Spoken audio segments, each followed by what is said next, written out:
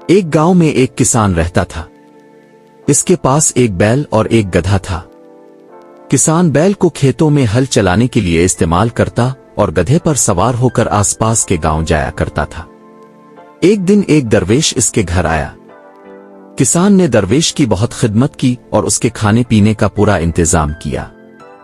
جب درویش جانے لگا تو اس نے کسان سے کہا، تم نے میری بہت خدمت کی ہے، اس کا بدلہ میں کبھی نہیں چکا سکتا، لیکن میرے پاس جانوروں کی بولیاں سمجھنے کا علم ہے۔ میں یہ علم تمہیں سکھا سکتا ہوں، بس ایک شرط ہے کہ یہ راز تم کبھی کسی کو نہیں بتاؤ گے، اگر تم نے کسی کو بتایا تو فوراً مر جاؤ گے۔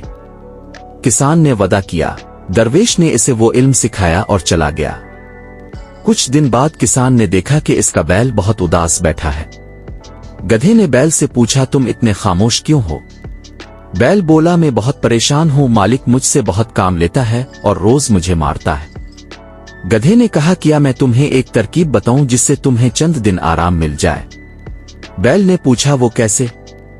گدھا بولا، کل جب مالک تمہیں لینے آئے تو آنکھیں بند کر کے بیٹھے رہنا، چاہے وہ کچھ بھی کرے تم اٹھنا مت، وہ سمجھے گا تم بیمار ہو اور تمہیں آرام دے دے گا۔ کسان قریب ہی کھڑا یہ سب سن رہا تھا۔ اگلے دن جب کسان بیل کو لینے آیا تو بیل ویسا ہی کرنے لگا جیسا گدھے نے کہا تھا۔ کسان ہنس کر بولا، لگتا ہے بیل بیمار ہے، جب تک یہ ٹھیک نہیں ہوتا کھیتوں میں گدھے کو لے جاتا ہوں۔ وہ گدھے کو کھیتوں میں لے گیا۔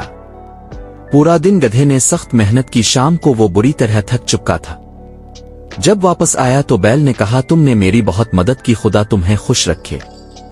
گدھا چپ رہا۔ اگلے دن بھی کسان گدھے کو کھیتوں میں لے گیا۔ شام کو بیل نے پھر شکریہ ادا کیا۔ اب گدھا سوچنے لگا کہ میں تو دوسروں کو نصیحت کر کے خود مصیبت میں پھنس گیا ہوں۔ اس نے بیل سے کہا، میں تمہارے لیے جان بھی دے سکتا ہوں، مگر آج میں نے مالک کو کہتے سنا ہے کہ اگر بیل کل تک ٹھیک نہ ہوا تو اسے قصائی کو بیچ دیا جائے گا۔ یہ سن کر بیل کانپ گیا اور بولا، اب میں کیا کروں؟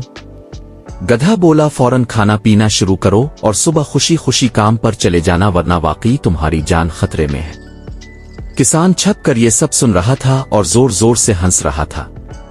اس کی بیوی نے پوچھا، تم کیوں ہنس رہے ہو؟ کسان نے کہا، اگر میں نے وجہ بتا دی تو مر جاؤں گا۔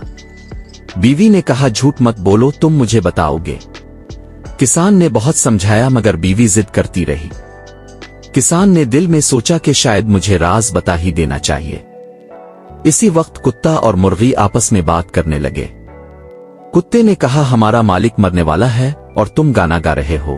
مرغی نے کہا، ہمارا مالک بے وقوف ہے، بیوی کی ضد پر جان دینے جا رہا ہے، اگر میں اس کی جگہ ہوتا تو بیوی کو سیدھا کر دیتا۔